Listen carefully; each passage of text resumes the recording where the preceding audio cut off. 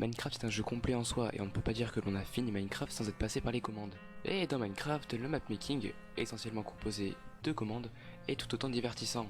Bonjour à tous, c'est Kazoo et aujourd'hui, 5 sites pour commencer le mapmaking.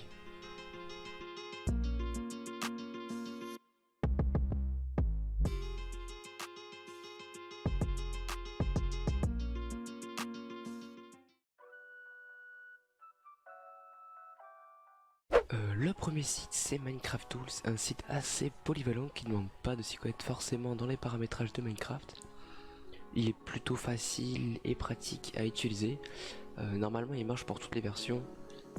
Tous les sites que je vais vous montrer marchent pour toutes les versions.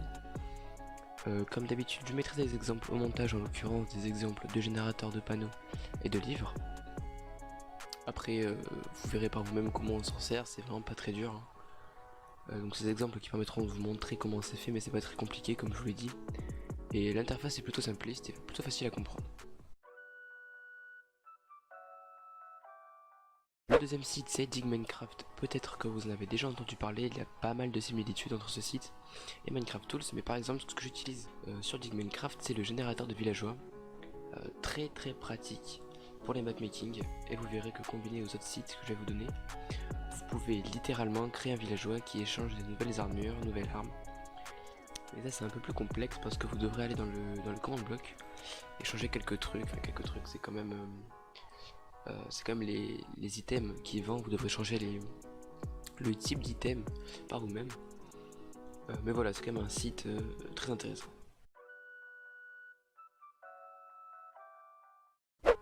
Alors le troisième site, je vais vite passer dessus puisque c'est un générateur d'armor stand.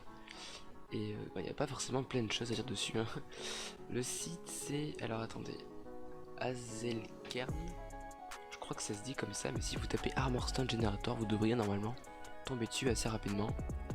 Et voilà, je crois que c'est tout.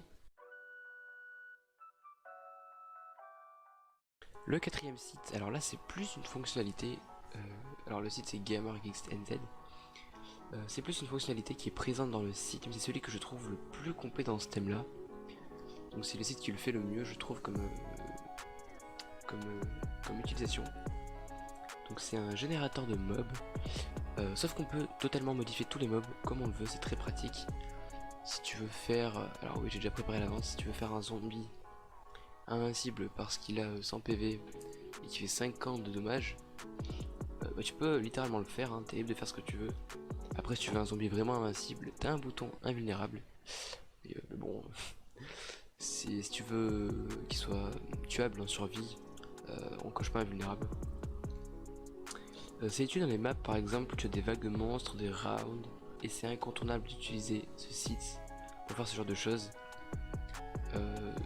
Une dernière chose, si vous mettez vie heals par exemple à 100, vous devrez mettre max heals à 100 pour quand vous le faites spawner, pour qu'il ait directement 100 vie et pour pas que ça attende que ça régénère les 80 vies restantes. Mais voilà, on va passer au dernier site. Et le dernier site c'est un générateur d'items. On peut littéralement customiser tous les items, c'est à dire qu'on peut mettre une épée incassable avec sharpness 100 qui ne peut casser que du bois, enfin vous avez compris, plein de choses. Et là je vous ai dit qu'on pouvait créer des nouvelles armures, c'est sur ce site, donc toute la partie du bas en fait, toute cette partie là, c'est toute la partie qui va servir à la modification de l'objet. On peut leur rajouter en quelque sorte un impact, on va dire, une importance si on tient l'objet entre les mains ou autre. Et voilà, donc on peut faire par exemple que porter un casque spécifique vous donne par exemple la speed, ou par exemple augmente les dégâts, donc attaque damage. Vous pouvez en mettre plusieurs sur un objet, hein, vous inquiétez pas. Vous pouvez par exemple mettre 2 attaques damage dans tous les slots, et speed on en met 10. Vous pouvez très bien mettre plusieurs attributs modifiers sur un seul objet. Voilà, après c'est vous qui voyez ce que vous faites, hein, vous êtes libre de faire ce que vous voulez. Merci d'avoir regardé cette vidéo, j'espère qu'elle vous a plu. N'hésitez pas à lâcher un bon gros pouce bleu, à commenter et à vous abonner, ça me ferait extrêmement plaisir et ça me permettrait d'améliorer la qualité de mes vidéos. C'était Kazoo, je vous dis à la prochaine.